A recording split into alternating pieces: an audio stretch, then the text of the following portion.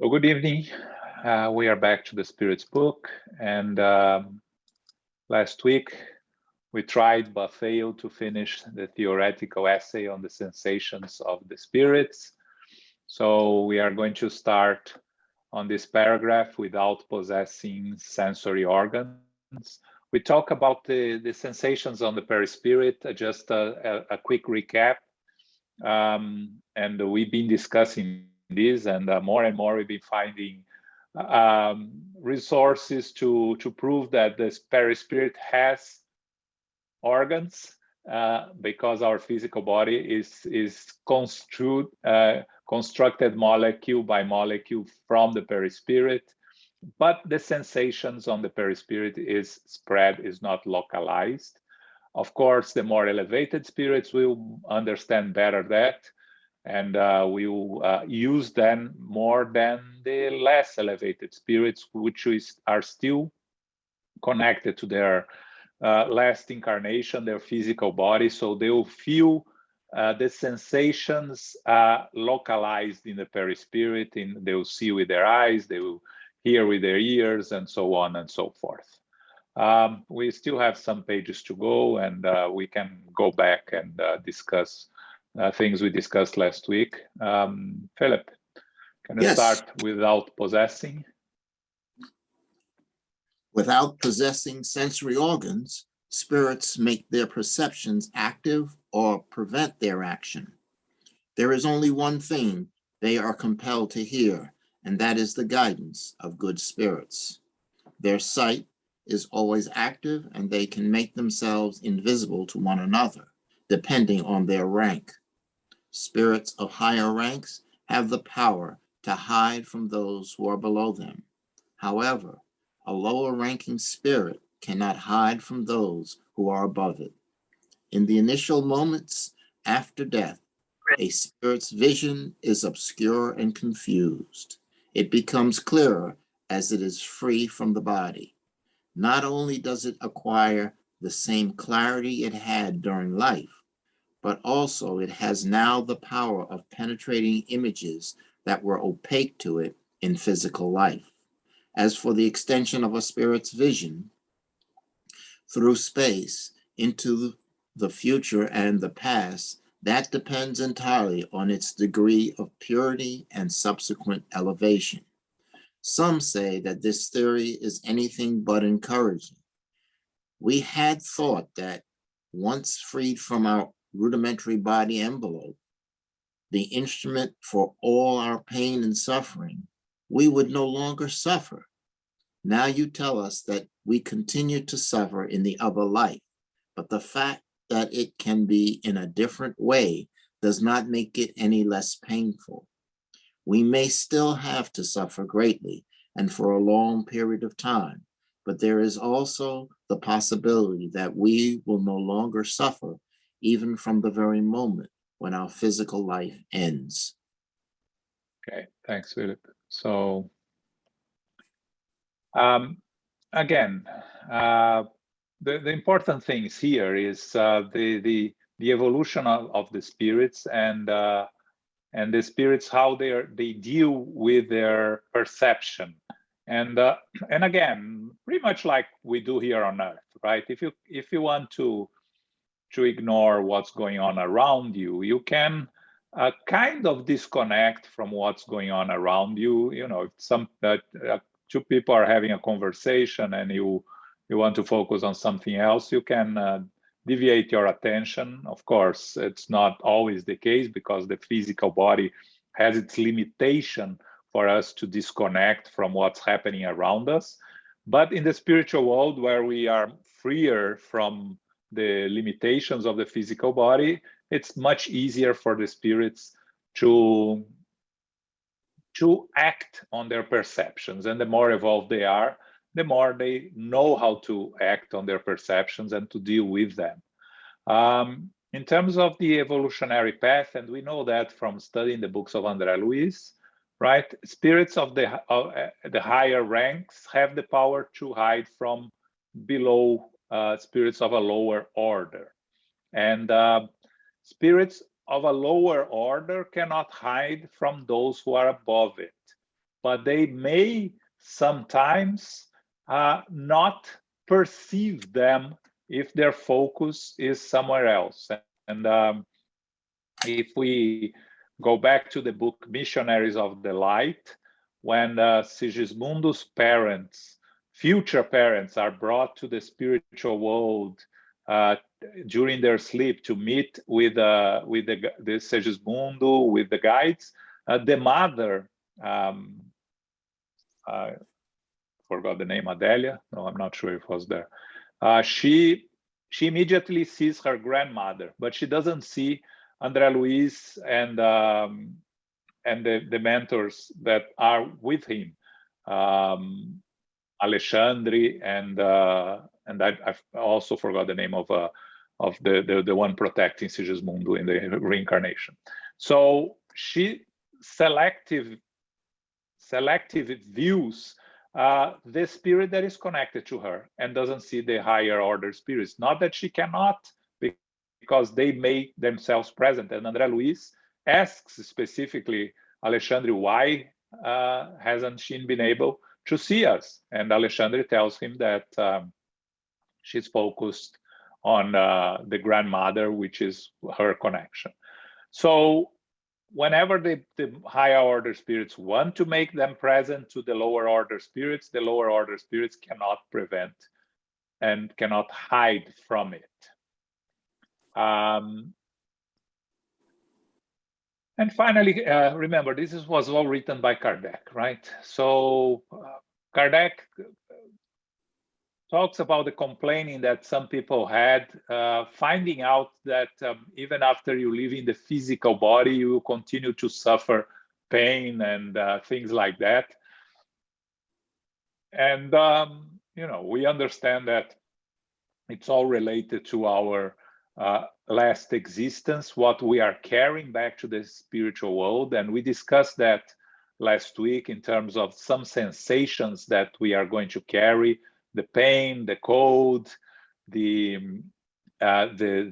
heat, the hunger. These are all sensations that will be in our mind. I was reading a very interesting passage from the Spiritist Review, I believe from 1958, when they receive a communication from a spirit that is feeling cold all the time. So he asks if he can stay around the group that is near a fireplace, the group of mediums and workers. And the spirit comes through the mediums and through a medium and says, "Can I stay close to the fireplace because I'm feeling cold all the time?" And investigating the spirit, they find out that the spirit was someone that, when was incarnated, was very rich, but very he didn't share his wealth, and made a lot of people suffer because of lack of heat. So that he was facing the consequence of his own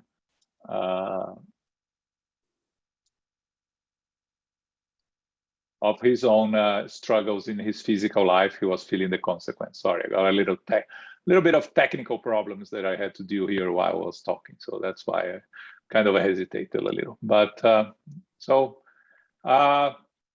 what we discussed basically, yes, we carry the sensations. Renato had a question about the feeling the warmth, right?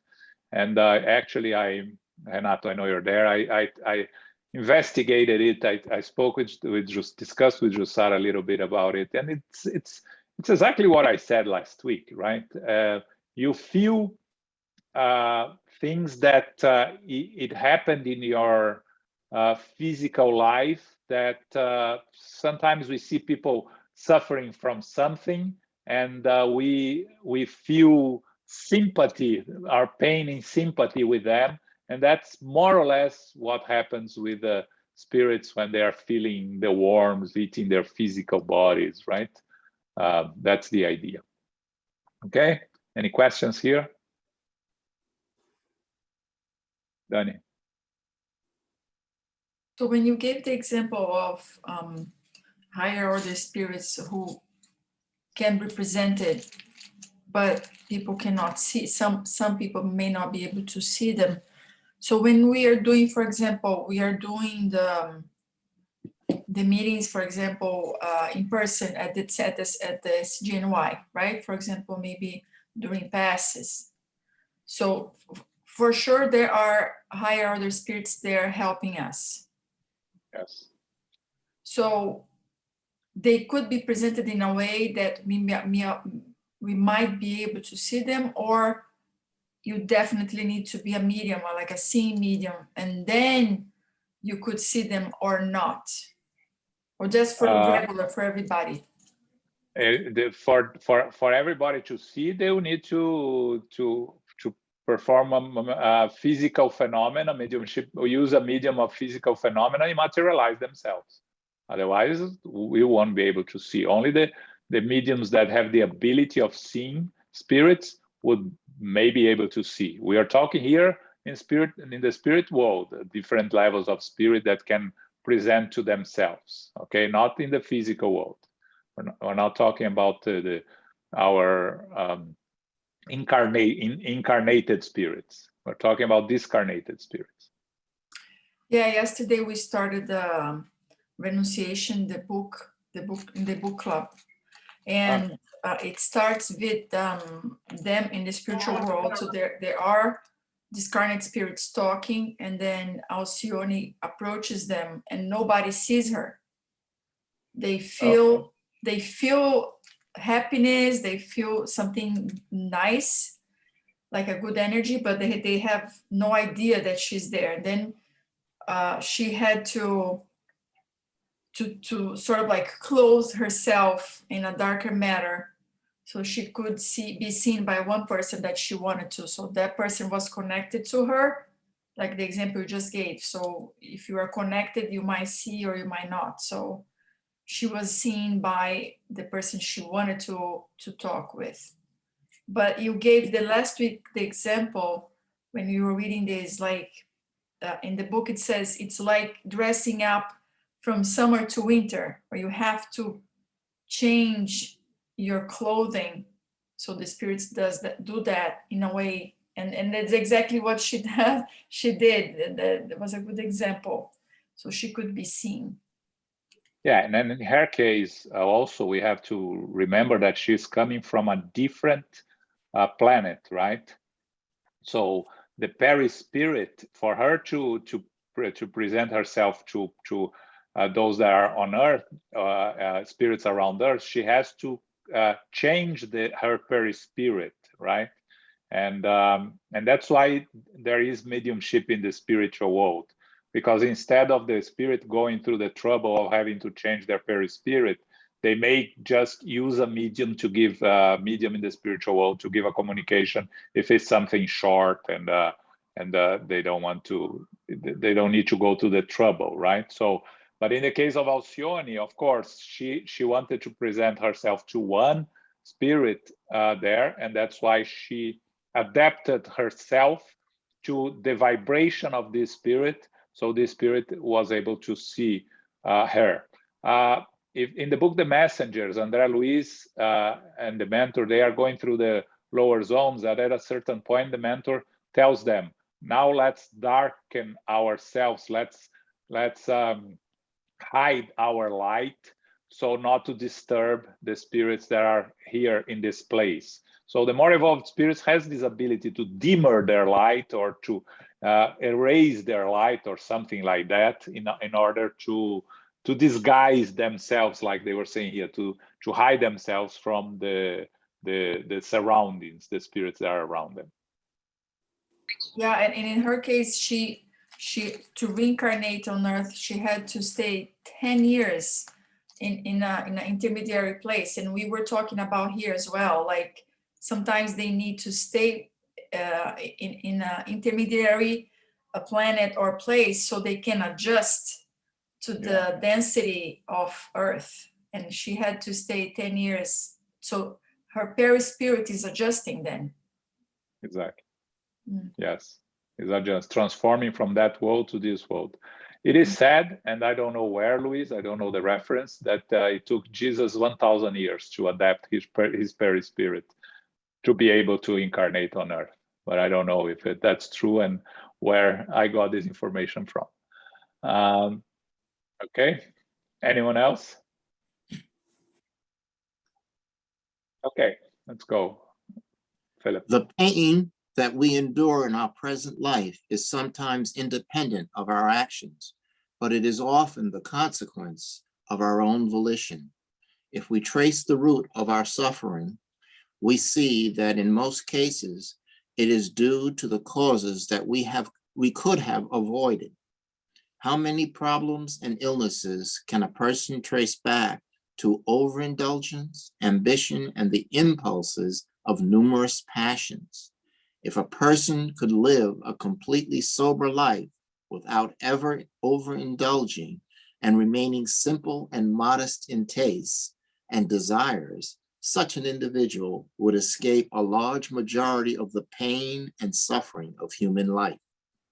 The same theory applies to the spirit life, in which suffering is always the consequence of how a spirit lived on earth. While it no longer suffers from gout or arthritis in the spirit life, its wrongdoing causes him or her to experience other woes that are no less painful. This pain is the result of the bonds that exist between the spirit and matter. The freer it is from the influence of matter, or the more dematerialized it is, the less pain it feels. Therefore, we are each responsible for freeing ourselves from the influence of matter by our actions in this present life. Human beings have free will, which gives them the power to choose, to do something or not.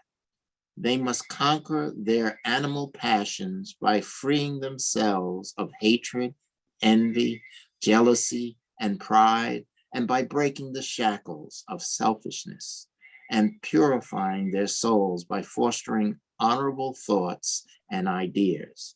They must do good and only attribute to physical things the importance that they deserve. Thereby, even in its corporal envelope, it will have purified itself by detaching from matter, and when it leaves the body behind, it will not suffer any longer from its influence.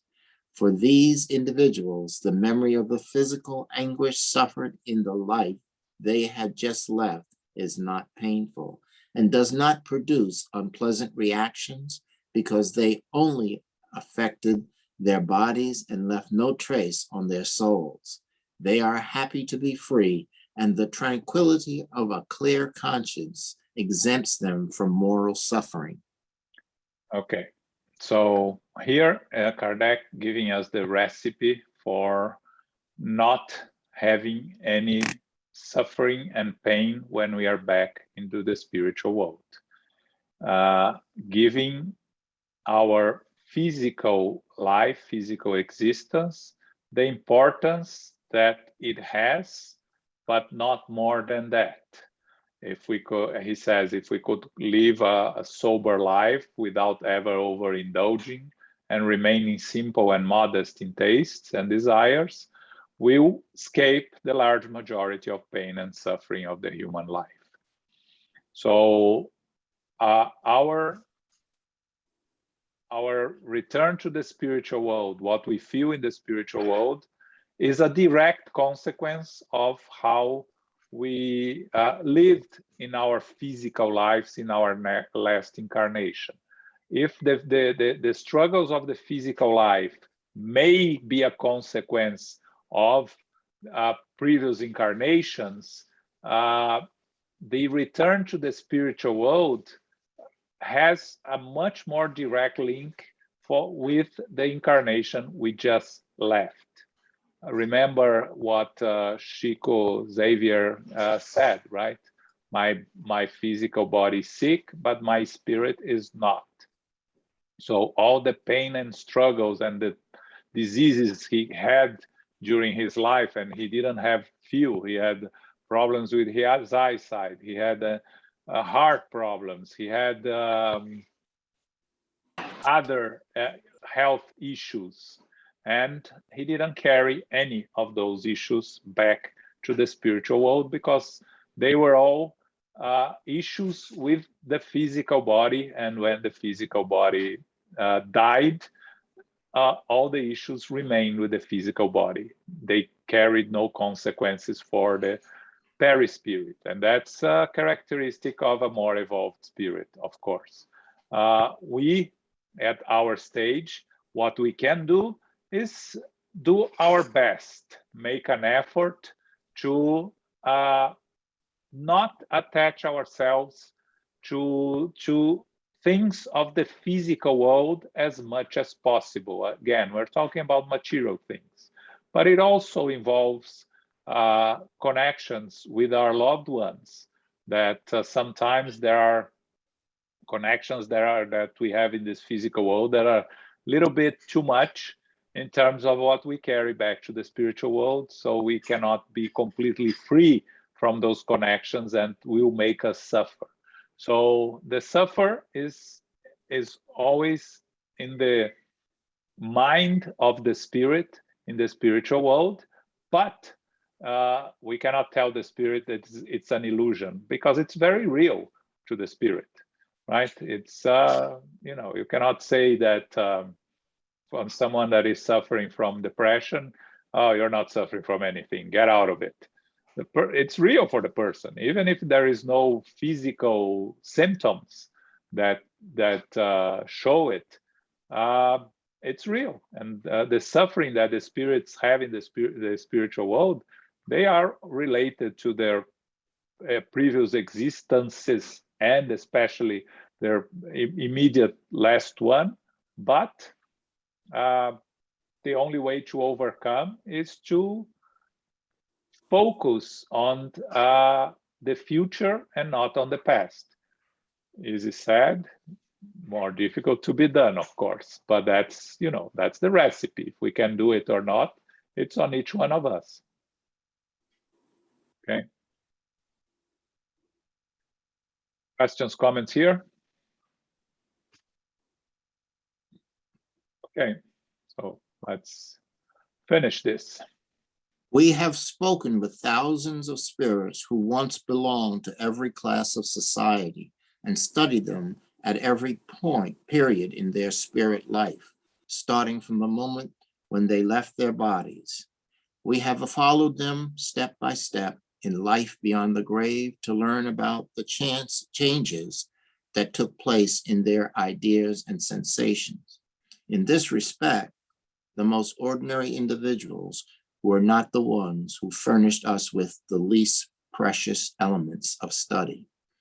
This evaluation has invariably shown us that spirit suffering is the direct result of their own misconduct, and that their new existence is a source of overwhelming happiness for those who have followed the right road. Those who suffer do so as the result of their own choices, and have only themselves to blame for their suffering in both this world and the next. Okay, we could have gone directly to the end, but I just want to mention here that Kardec talks about having received messages from thousands of spirits, and this is real, and from every class of society. And he makes a very interesting comment that the most ordinary individuals were the ones that furnished him with the most precious elements of study, because, again, we have a communication from Francis of Assisi. Beautiful, great, but his experiences were not even close to get close to get anywhere near him. So his experience is good for us to hear, emotion, but does nothing for us. What helps us is this experience that spirits similar to us went through, and that's why the experiences of André Luiz is of such value to us, because he was when he was in his last incarnation, he was an average Joe, a doctor that had his struggles, that abused some of the material pleasures of life, and faced all the struggles back in the spiritual world, and had all the learning experiences that he shares with us, with all the questions, with all the doubts, with all the impulses still present. So that's why we can relate to him much easier than sometimes we can relate to a more evolved spirit, even like Emmanuel, that is a more evolved spirit. So that's why Kardec tells us here that ordinary individuals are the ones that are going to give us the better explanations and the correlations to how we are going to, what we're going to face. And if you study the second part of the book, Heaven and Hell, that they have communications from different classes of spirits, we will see that we relate to the spirits in the middle, right? Not the difficult ones and not the fully happy ones. The spirits that are still struggling, have done some good, have done some not so good, and are still struggling with their evolutionary path. That we can relate easier to those types of spirits. Okay, so this was theoretical essay on the sensations of spirits. Took us 1.5 class to do it, but we're done with it. Any final questions, comments here before we move to choice of trials? Danny. So as you were giving the example, for example, of relationships, right? That might cause suffering and pain. So I calling them like heartbreak kind of suffering and pain, not related to misconduct, like he says here. So this kind of suffering also affects the body and creates diseases that can be brought over. So, but it seems here that he says it's only about the moral side of it. So if you did wrong, there's no way out, you're going to suffer, have pain. But if you did right, as you move on, you're going to get rid of those. But at the same time, I think can be a lot of suffering and pain related to, not to misconduct, but just like you said, relationships or situations that each one of us we take differently, right? It's like yes. broken hearts, let's say. Yeah, but the big question there is, do you carry this over to the spiritual world when you go back, or you don't? Because if you affected your physical body, you did. So you can, maybe it's going to cause harm, diseases, or to your physical body. But what we're discussing here is, are you going to carry this to the spiritual world? So let's say, your loved one, partner leaves you behind, and you are seriously injured mentally in terms of pain, suffering, feelings of anger and all this, but you never stopped loving him or her. So it can cause a lot of physical issues, yes, but how you are going to carry this when you go back to the spiritual world is what really counts. So if you carry all these feelings back to the spiritual world, then you continue suffering there, because it's you are carrying the feelings for one person, positive or negative, that are still consuming you, and will prevent you from moving on in the spiritual world. So we need to understand, and that's the challenge here, is that our loved ones are individual spirits that have their own life, that our true loved ones, we are connected forever, because if they are true loved ones, we have this connection that is stays with us. So the temporary separation cause suffering, it can cause pain, can cause suffering, but it cannot overwhelm us. We need to overcome these feelings, because otherwise it will make us, our return to the spiritual world, difficult. And when we discuss, for instance, when we talk about obsession, right?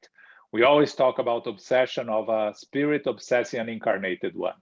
But you have the other types of obsession, right? An incarnate to another incarnate, an incarnate to a discarnate, right? You lose, let's say you lose your mother, you cannot live without your mother, and you keep suffering years and years and years.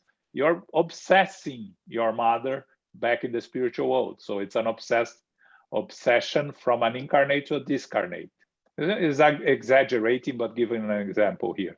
So you have all these types of obsessions that can happen. You carry it back to the spiritual world if you cannot overcome the feelings, right? You can cause these struggles to yourself if you are not able to deal with these feelings. And that's why, you know, the combination of the study and understanding and self-analysis and bringing Joanna de Angelis to the center here and study the teachings of Joanna de Angelis in the psychological studies, to allow us to overcome these psychological traits that can cause us to struggle to evolve. Okay. So again, it's not necessarily related to the wrongdoing, like it says here. No. Yeah, Right? the wrongdoings more than are that. always a consequence, but there is more than that. Yes, there is more than that. There is the case again, missionaries of the light, right? The mother that was going to reincarnate to take care of the 4 kids that she, for excess of love when she was their mother, they all ended up losing their way in the physical life. She overprotected them, gave them everything that they need and much more, and didn't allow them to live their individual lives. And they end up, all 4 of them, losing their way in the physical life, ended up in the spiritual world in very difficult conditions. So she's coming back in a new incarnation to receive all 4 of them as her children again, to correct a mistake that she made, not with bad intentions, just out of misguided love, excess of love for them. So, you know, it's complex. Our relationships are complex. We need to be very careful with how we deal with those. Okay. Anyone else? Okay, moving on. Choice of trials. We're When still they are talking about chapter 6, spirit life. Go ahead. when they are in an errant state and before they assume a new physical existence, do spirits see what will happen in that new existence? They choose the type of trials that they will experience, and free will exists in this freedom of choice. So does God not inflict trials and tribulations as punishment? Nothing happens without God's permission, because God has established all the laws that govern the universe. You would have to ask why God has made a specific law instead of another. In giving a spirit the freedom of choice, God bestows upon the spirit full responsibility for their actions and their consequences. Nothing blocks their future. Both the right and wrong roads are open to them. If they fail, it is consoling to know that it is not all over, and that God allows them to redo the task that they have performed poorly. You must always distinguish between the works of God's will and that of humans. If you are threatened by danger, it is God who has created it, not you. However, you have voluntarily chosen to expose yourself to this danger because you see a means of advancement through such behavior, and God has permitted you to do so. Okay, disclaimer on the language here, right? God allows, God doesn't allow. Let's remember that that's the language Kardec had to use in the 19th century in the spirits, and we know that that's not exactly how it happens, because God's laws are perfect. So it doesn't mean God doesn't need to allow or not allow. God doesn't get offended by us, because as God is perfect, nothing is hidden from God, and the natural laws are perfect, the divine laws. So punishment by God is not a punishment really by God, is a deviation from the natural law. Anyways, errant spirit in the spiritual world between incarnations. Wandering spirit is the other term that is used. So before they assume a new physical existence, do the spirits see what will happen? They may see if they are aware of the process of reincarnation. If they are not aware of the process of reincarnation and take no part in it, the reincarnation will be planned according to the needs of the spirit, according to the divine laws. And all spirits have free will with the freedom of choice. I was listening to a lecture this week from Jorge Elahá in Brazil, and he was talking about that I found it very interesting, that there are two types of reincarnation on an individual basis. You have a reincarnation with your individual mission, or incarnations with a collective mission. So what's the difference? The individual mission, you have to deal with your own struggles and troubles to evolve intellectually, morally, and intellectually. You didn't come to help humanity move forward, and that's the majority of us, to be very honest here. We are not here to help humanity advance, or very little. Of course, we have our free will, we can change that. The collective missions, in spirits that are incarnated in a collective mission, are spirits that come here to help humanity move forward. So we can always talk about the Francisco Xavier, Mother Teresa, Gandhi, and this type of spirits, Abraham Lincoln, Martin Luther King. But we actually have to go down a little bit, right? The leaders of religious organizations, the leaders of countries, they all come with a collective mission. Doesn't mean that they are going to perform according to what is expected from them in the spiritual world. We are all imperfect spirits, and we are all going to struggle with our free will, but we have the spirits that have the ability to see or to participate in their next incarnation general blueprints, not to talk about plans, that Julio hated the word, if you remember.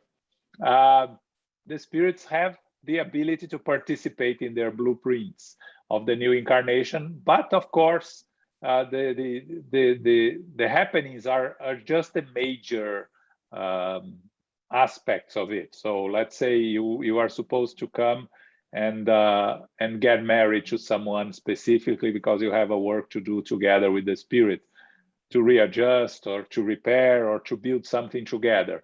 Your free will, acting on your free will, you decide not to get married. You decide to be single your whole life. Again, you're just postponing the experience. You have to, if you had a reason to be together with that spirit, you have to be together eventually, but you don't. We are eternal spirits. So that's very important to differentiate what is the plan for our incarnation and what we are going to accomplish or not. right? Remember the completers, going back to missionaries of the light, the completers are the ones that fulfill 100% of their expectations on a new incarnation. The vast majority of us do anything from 40 to 70% of what we are expected to achieve in our incarnations. So, and part of it is the other question when Kardec asked the spirits if God does not inflict the trials and tribulations as punishment, and again, taking the word punishment with care here, it's all cause and consequence, and we know that. So eventually we have to face the consequence of our actions. We are going to come with an incarnation with the ability to deal with all the troubles that are in front of us. We are never going to carry more than we can handle. That's what the spirits always tells us, that normally when we are planning our incarnation, we ask for much more than we can handle, and they are the ones that try to refrain us from asking too much, because the possibility of failing is much bigger.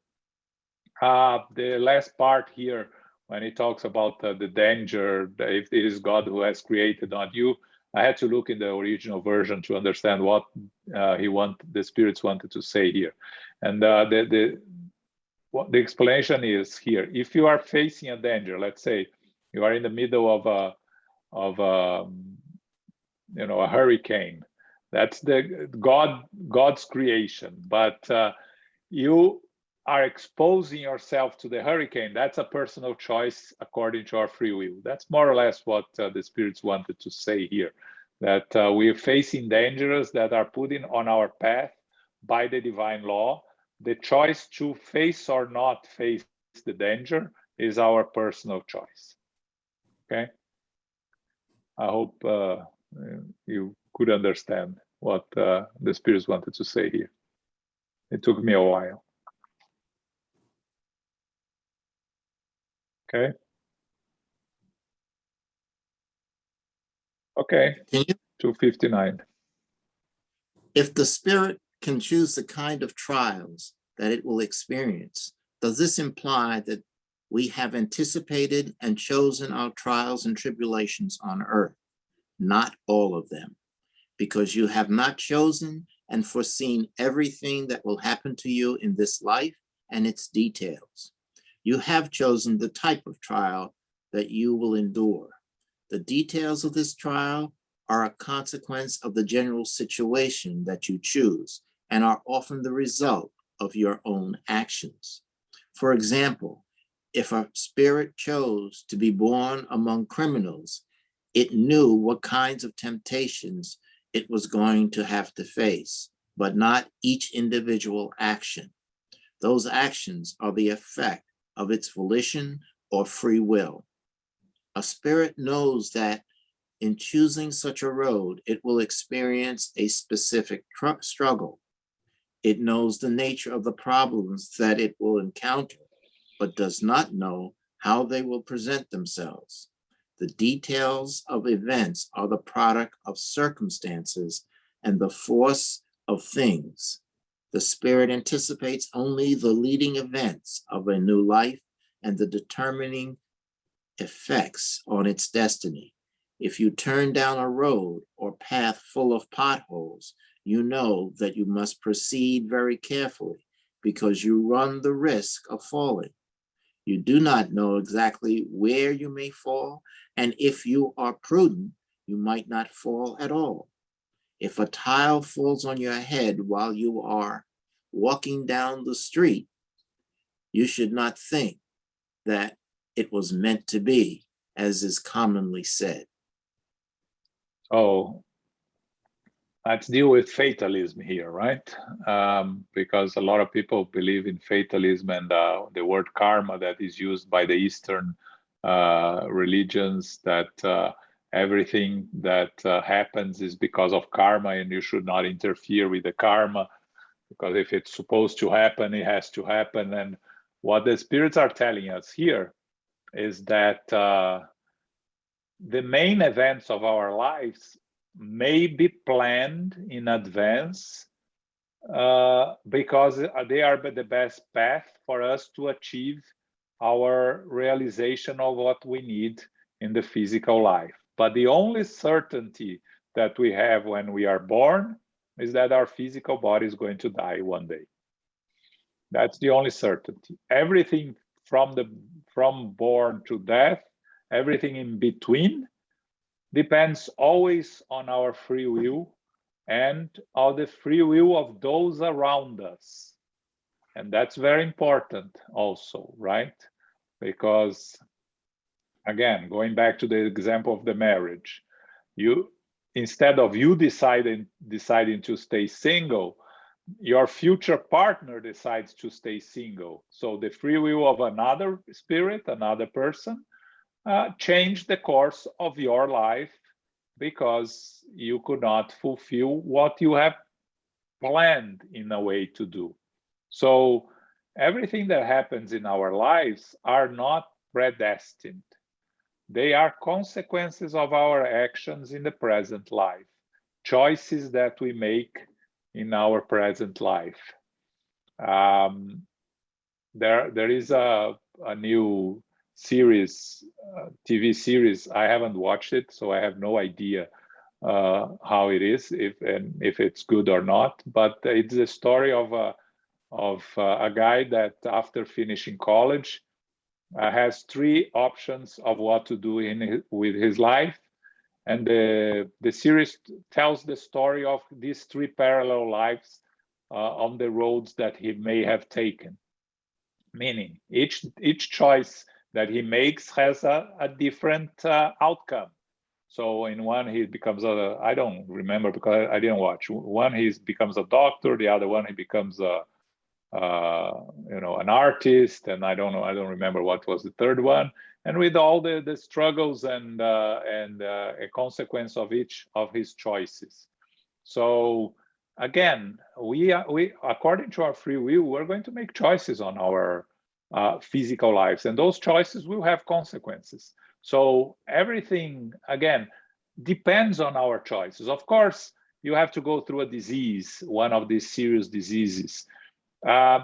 Even the seriousness of the disease can be changed according to your behavior in your physical life. So let's say you need to go through a diabetes, right? As a consequence of your previous incarnation.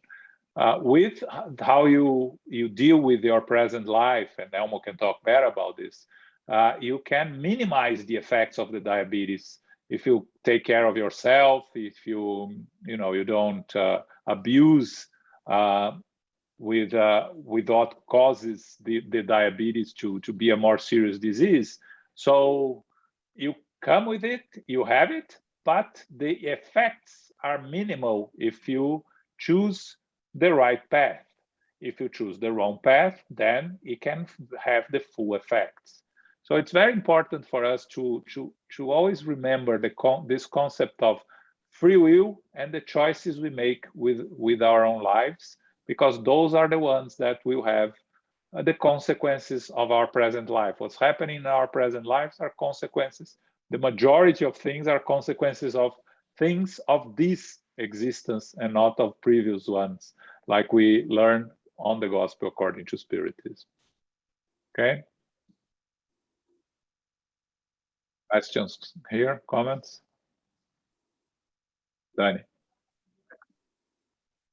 So even though there are choices and the free will at play, wouldn't we be learning anyway the lessons we came to learn, but in different ways? Or it can totally bring you to learn things you don't need not right now, and then postpone to the next life. I mean, I don't know. It doesn't make sense. I think we would. Yeah, no. Learn. You everything that you come to do here, again, which depends on you, you have opportunities to achieve.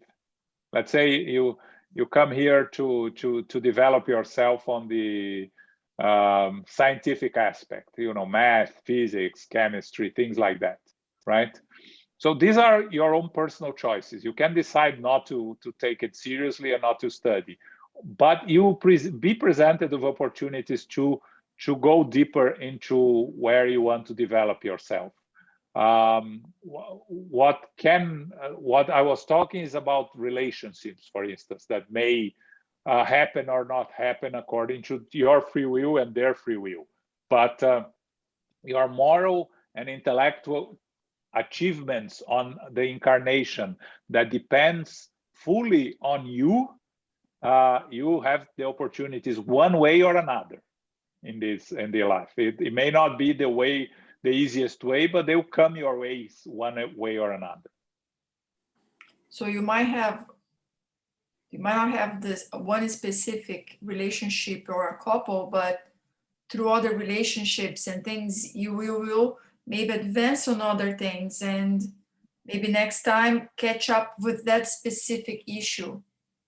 Yes. With that person, right?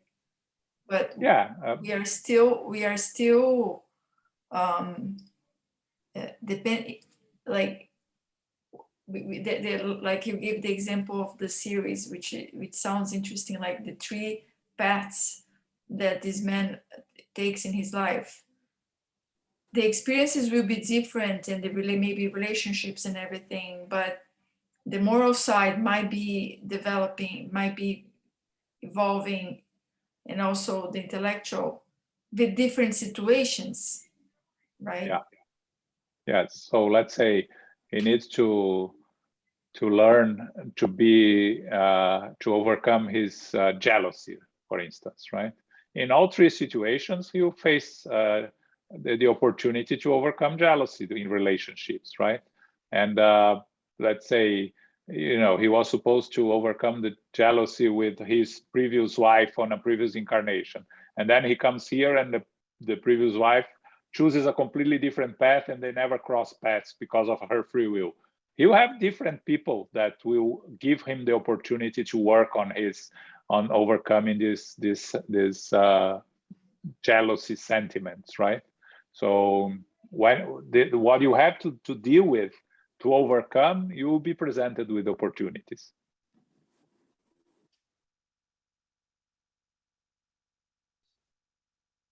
Okay. Okay, let's do one more, Philip. Why would a spirit choose to be born among individuals who are leading a bad life? The spirit must be sent into the conditions appropriate to the trial it has requested. There must be a correspondence between the imperfection the spirit needs to shed and the social context of where it is born. If the spirit has to struggle against theft, for example, it must live among thieves. If there were no bad people on earth, could spirits not find the conditions they need for certain kinds of trials? If that were the case, would it be a bad thing? This idea concerns higher worlds that are only inhabited by good spirits, in which case inequity does not exist, and that are only inhabited by good spirits. Try to make this the case as soon as possible on earth. Okay, so the first one, again, if you have to overcome your tendency of being a thief, you need to be born where you are going to be exposed to that. Because if you are born in a place that you have no temptations and you live a perfect life, you're not going to overcome the imperfection. So you need to be exposed to the challenge to overcome it. Again, we talk about addictions, right? How do you know if you overcome the addiction? Facing the opportunity of being exposed to the temptations of the addiction, right? If you were an alcoholic, you are going to be surrounded by people drinking, and that's how you know that you have overcome, not to be tempted to have another drink, not to fail to temptation. You can go to a bar and order a sparkling water. That's how you know that you overcome the addiction. So you have to face the challenges, and that's why a reincarnation is important when we talk about reincarnation.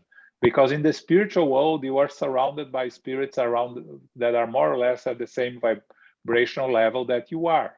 You come here on an incarnation on earth, and you are surrounded of all types of spirits that will test your imperfections and will help you work to overcome your imperfections. And the second question that Kardec asks, it's funny, right? If everyone were good spirits, how can we overcome this kind of trials? Well, in that case, we wouldn't reincarnate on earth if we had to overcome imperfections, because we need to go to a place where we can deal with those.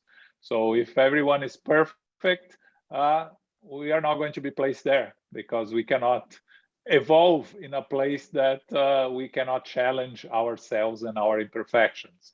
So when all spirits on earth become good spirits, we can only hope that we are here also, because then we will also be good spirits and will not have to overcome bad habits and surrounded by spirits with the same bad habits. Okay, any final questions? We have 2 minutes left. Comments? No? Okay, it was a conversation between me and Daniel today.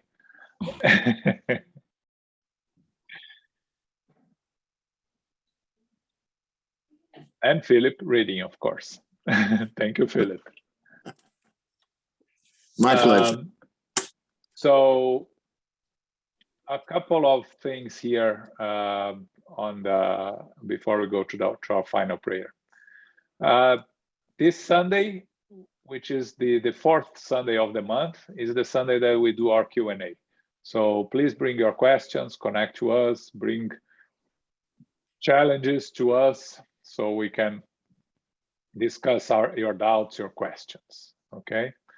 Also this Sunday starts the 23rd Spiritist Week of the Tri-State Spiritist Federation, it started with the Spiritist Week of New York in 1996, if I remember correctly, or 97. So from October 24 to October 31, Sunday to Sunday, all centers, Spiritist centers in the region will have special lectures, some of them in Portuguese, some of them in English as usual. Our SGNY will have the last lecture by our friend Adriano Barbo from the Mount Vernon Spiritist Center.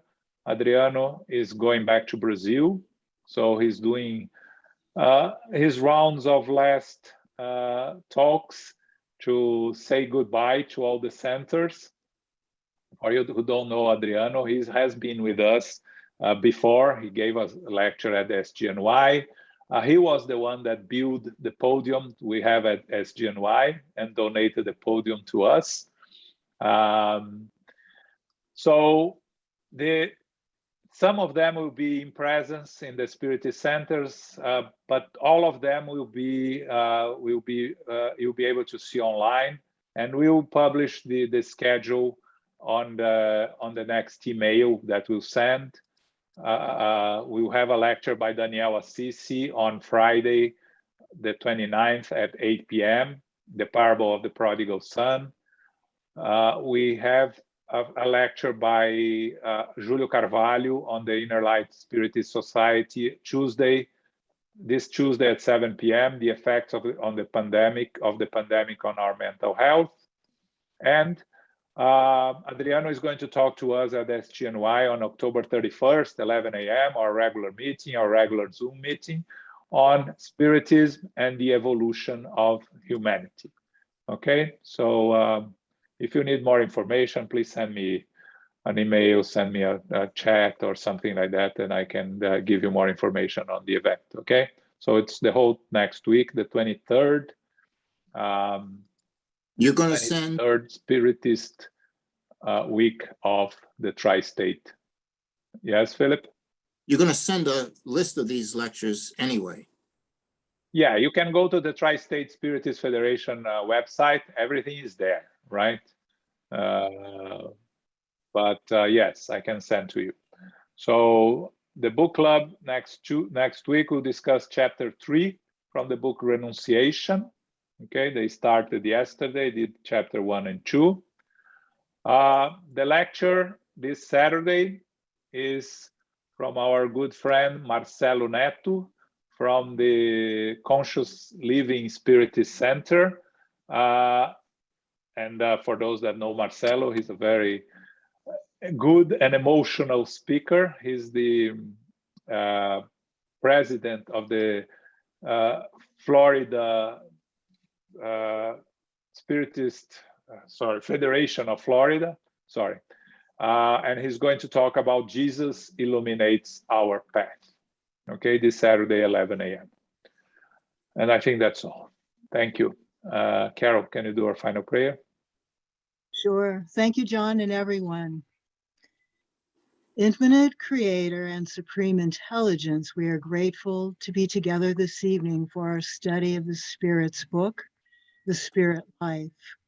We have received the information that Kardec has passed along to us through his passages and essay. We are truly grateful. We are thankful to be together, that we can be unified in our studies, those that are here and those that are far away from us. We are still together doing these studies. We are grateful to the spiritual benefactors, the good spirits, the mentors, the helpers, the healers, the directors, and the teachers for their goodness, for their time, and for their endeavoring. May we continue throughout the week with our prayers, with our studies and mindfulness, and may we offer our assistance to others. May we be generous of heart and spirit, and may we help those who are in need, those in the physical world and those also in the spiritual world. We are never alone, and we often forget that we do have gifts that we can help and assist in our daily life. Let us make use of these, and let us endeavor to do so as we are able and as those who are receptive to receive. We know that we are not punished. There is only cause and consequence. So may we endeavor to be good, to endeavor to be heartfelt, and to endeavor to use our minds well and constructively. We go forth now and humbly ask for the love, light, and peace of Christ to be with us, to guide us, and to help us each day as we grow together and develop, and as we become more harmonious and bring along our planet as well. It too is evolving. We close now and ask to receive the love, light, and Christ within, and may we remind ourselves to be beacons of light as we go forth now to family, friends, loved ones, and co-workers. So be it.